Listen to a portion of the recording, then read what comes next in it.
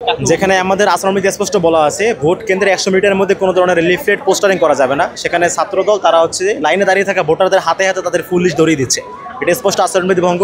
আবার আরেক দিক থেকে আমাদের প্রচারণা চালানোর দিন কিন্তু গত 7 তারিখে শুরু হয়ে গিয়েছে, সেখানে আজকে ভোটের দিনও তার কীভাবে প্রচারণা চালায়, এটা স্পষ্ট আচরণবিধি লঙ্ঘন হচ্ছে। এবং সেটা আমি প্রতিবাদ জানাতে গেলে তারা আমার সাথে বিহেভ করে, সেখানে তারা একটা মব সৃষ্টি করে তৈরি করেছে আমার বিরুদ্ধে, বাট সেখানে প্রশাসন এসে হস্তক্ষেপ করায় এখন ব্যাপারটা মোটামুটি স্তম্ভিত আছে আর কি।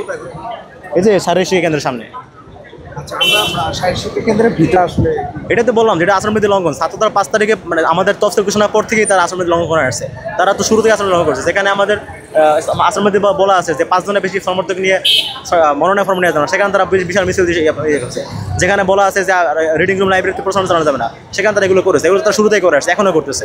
এটা আসলে আমাদের ফ্রি অ্যান্ড ফেয়ার ইলেকশন হবে কিনা সেই প্রশ্নে আমাদের সন্দেহ করতেছে। এটা আচ্ছা, এখানে গেটের সামনে যারা অবস্থান করছে তারা কিন্তু বাক্স আছে, বাক্সা সহ ছাত্রদলও আছে, দুই দলই আছে এখানে, কারণ দুই দলই আচরণবিধি ভঙ্গ করতেছে এখানে। তারপরে আপনি দুই দল কি আপনি কি এখানে অভিযোগ আনবেন?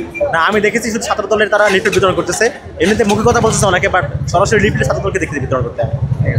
সেক্ষেত্রে কি আপনারা বিশ্ববিদ্যালয় কর্তৃপক্ষ বা নির্বাচন আমি অলরেডি হচ্ছে এখানকার তাদেরকে জানিয়েছি, তারা বলছে ব্যবস্থা নেবেন। এখন আমি জানি না কি ব্যবস্থা নেবে, আসলে আমি যাবো তো জানিয়েছি আমি তাদেরকে। আমি